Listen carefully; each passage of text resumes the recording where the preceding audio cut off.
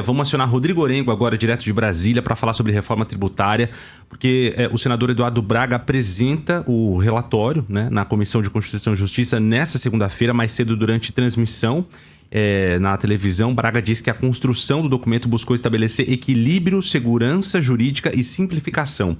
Nos trechos onde existia fórmulas de difícil interpretação foram feitas alterações, como no caso de bares, restaurantes, hotelaria e também parques de diversões. O Rodrigo Orengo está acompanhando, traz as repercussões para a gente, já posicionado lá na capital federal, né, Adriana?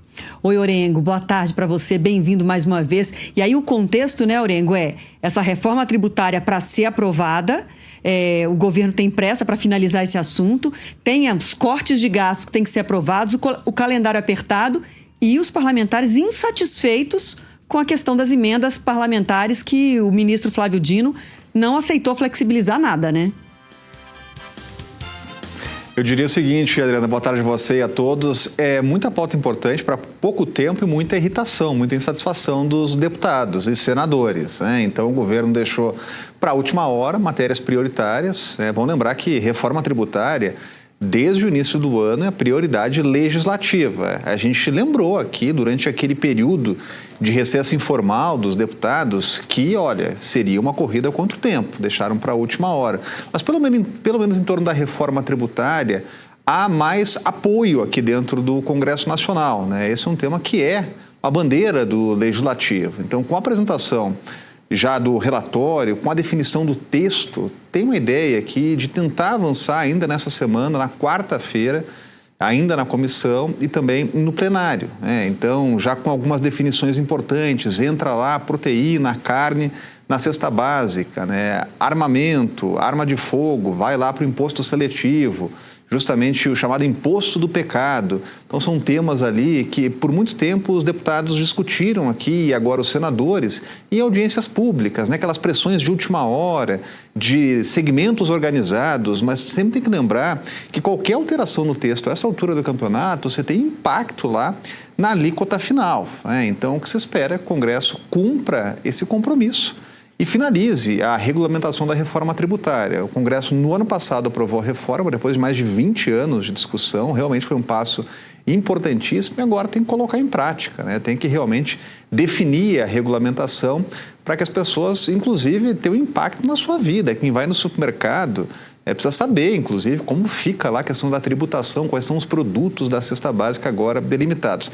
Agora, Adriana, a questão das emendas, ela mexe com os humores aqui do parlamento, né? Quando o ministro Flávio Dino simplesmente rejeitou o recurso da AGU, da Advocacia Geral da União, para reconsiderar alguns pontos lá, nas novas regras mais rígidas das emendas, a gente já começou a ouvir um chororô, reclamação de deputados aqui, já atrelando uma coisa a outra, já dizendo o seguinte, olha, agora vai ficar mais difícil para o governo aprovar o pacote de corte de gastos, né? Então, uma coisa tem relação com a outra no mundo da política.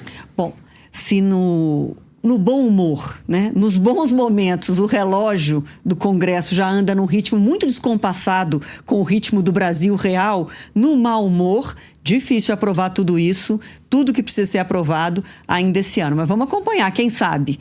O resumo da tributária, então, carnes continuam isentas, ficam no pacote da cesta básica isenta, e no imposto do pecado, que é aquele imposto mais pesado, armas, munições e até plástico, né, de uso único, aquele plástico que não é reciclável, você tem que usar e jogar fora, só dá para usar uma vez.